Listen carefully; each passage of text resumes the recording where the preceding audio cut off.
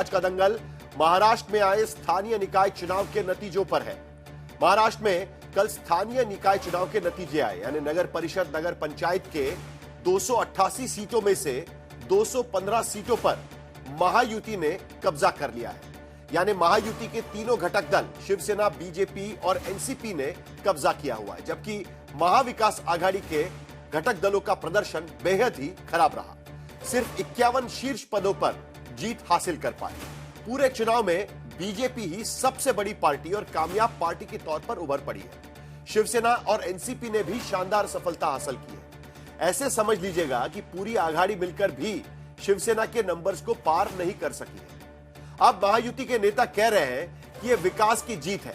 महायुति पर महाराष्ट्र की मुहर एक बार फिर साबित हो गई है। तो आघाड़ी के घटक दल कहते हैं कि सरकार ने पैसे बांटकर वोट बटेरे। आरोप प्रत्यारोपों से आगे अब चर्चा यह चल रही है कि 15 जनवरी को जो नगर निगम के यानी महानगर पालिकाओं के चुनाव होने जा रहे हैं, उसमें क्या होगा। बीजेपी शिवसेना एक साथ लड़ने का ऐलान पहले ही कर चुकी है। कांग्रेस अकेले लड़ने का ऐलान भी पहले ही कर चुकी है। उद्धव ठाकरे की पार्टी जी तोड़ कोशिश कर रही है कि राज ठाकरे के साथ यानी दोनों ठाकरे बंधुओं का मिलन, ऐलान गठबंधन का इससे पहले हो जाए। और इसी बीच उद्धव ठाकरे की पार्टी ने कांग्रेस के खिलाफ मोर्चा भी खोल रखा है। नगर निगम चुनाव से पहले कांग्रेस को हारने वाली पार्टी, टूरिस्ट पार्टी और न जाने क्या क्या कहा जा रहा है। ऐसे में सवाल यह है कि क्या महाराष्ट्र में अब आघाड़ी का कोई भविष्य रहा है, या जो बचा खुचा भविष्य है वो अंधकारमय हो रहा है। क्या बीएमसी चुनाव में ठाकरे बंधु साथ आकर आखिरी किला बचा पाएंगे, यानी ठाकरे का जो ब्रांड नेम है क्या वो बचा पाएंगे, या बीएमसी चुनाव में भी भारतीय जनता पार्टी और शिवसेना यानी एकनाथ शिंदे और बीजेपी एक बार फिर कमल दौड़ाएगी। इन तमाम सवालों पर दंगल में हम चर्चा करेंगे, लेकिन पहले यह रिपोर्ट देखें।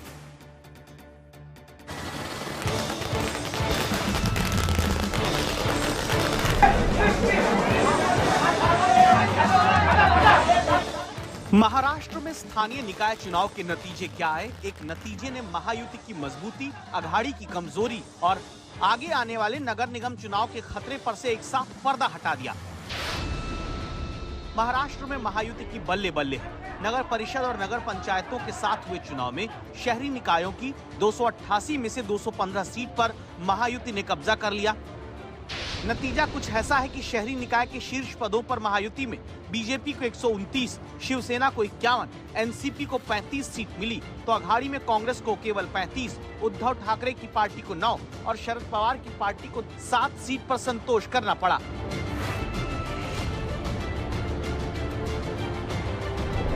पीएम मोदी से लेकर सीएम फडणवीस तक महायुति के नेता इस जीत को विकास की जीत बता रहे हैं, तो आघाड़ी के नेता नगद पैसों से खरीदी गई जीत के आरोप लगा रहे हैं। जनता जो है ये काम को पसंद करती है, डेवलपमेंट को पसंद करती है, ये इसमें दिखाई पड़ा है। 10-10 हजार, 15-15 हजार में वोट खरीदे गए, सत्ता का दुरुपयोग हुआ है। चुनाव आयोग को दबाव में डालकर ये खुले आम पैसे का उपयोग दुरुपयोग किया जा रहा है, सत्ता का दुरुपयोग किया जा रहा है। दरअसल महाराष्ट्र में स्थानीय निकायों के लिए 2 दिसंबर और 20 दिसंबर को 288 शहरी निकायों में 246 नगर परिषद और 42 नगर पंचायत के वोट डाले गए, जिसमें 75% से ज्यादा सीटों पर महायुति ने कब्जा कर लिया।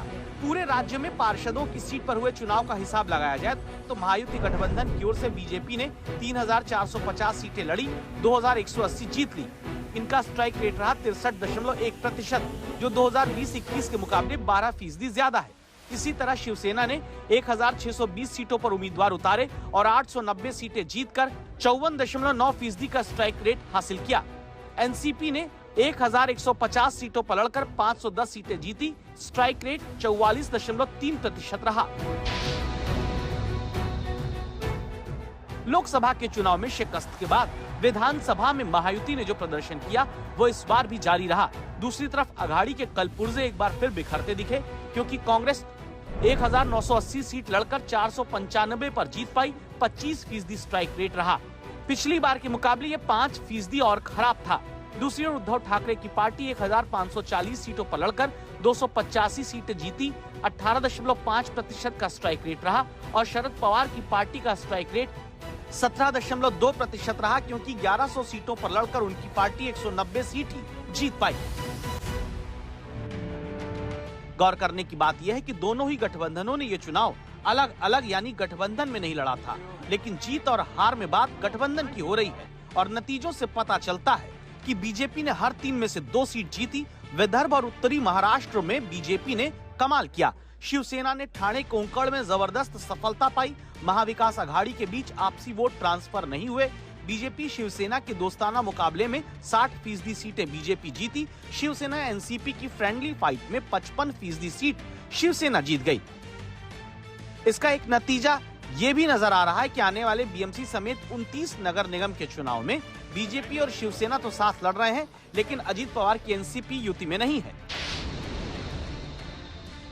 स्थानीय निकाय चुनाव में महाविकास आघाड़ी के घटक दलों की बदहाली का असर नगर निगम चुनावों पर दिख रहा है, क्योंकि इस हार से घबराई उद्धव ठाकरे की पार्टी हर हाल में राज ठाकरे की पार्टी से गठबंधन को बेकरार है।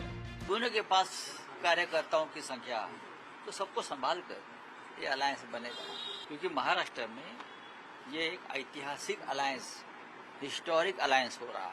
ये एमएनएस को खत्म करने की साजिश है। मनसे नेता अगर स्वीकारते हैं तो अप्रत्यक्ष रूप से एमएनएस को खत्म करने की उद्धव ठाकरे की साजिश है। हमने पहले ही अपनी भूमिका स्पष्ट की है और कांग्रेस पार्टी अपने बलबूते पर जाना चाह रही है चुनाव में, और उसके पीछे वैचारिक पृष्ठभूमि है। कांग्रेस पार्टी महाराष्ट्र और मुंबई में एक टूरिस्ट है। टूरिस्ट जैसे पर्यटक होते आते हैं, घूमते हैं, फोटोग्राफी करते हैं, कुछ खाते पीते हैं। दिल्ली से इनके नेता प्रचार करने आएंगे, चाय पानी करेंगे और चले जाएंगे। 16 जनवरी को सबका बोरिया बिस्तर बन जाएगा, सब दिल्ली के लिए रवाना हो जाएंगे। लगातार हार पर हार की वजह से महाराष्ट्र में महाविकास आघाड़ी के अंदर बढ़ती लड़ाई का असर इंडिया गठबंधन तक पहुंचने की आशंका है, और अगर नगर निगम चुनावों में कांग्रेस और आघाड़ी के दलों का यही प्रदर्शन रहा तो महायुति के विजय के मौके बढ़ेंगे, क्योंकि सिर्फ 3 हफ्ते बाद 15 जनवरी को बीएमसी समेत बाकी के 28 नगर निगम के चुनाव हैं। इनमें कुल 2869 सीटों पर जीत हार का फैसला 3.48 करोड़ मतदाता 16 जनवरी को सुनाएंगे। इससे पहले महाराष्ट्र की सियासत में ठाकरे बंधुओं के गठबंधन को लेकर सबकी निगाहें टिकी हैं, क्योंकि यही वो चुनाव होगा जिससे दोनों ही दलों के राजनीतिक भविष्य का आखिरी संकेत मिल सकता है। आज तक ब्यूरो।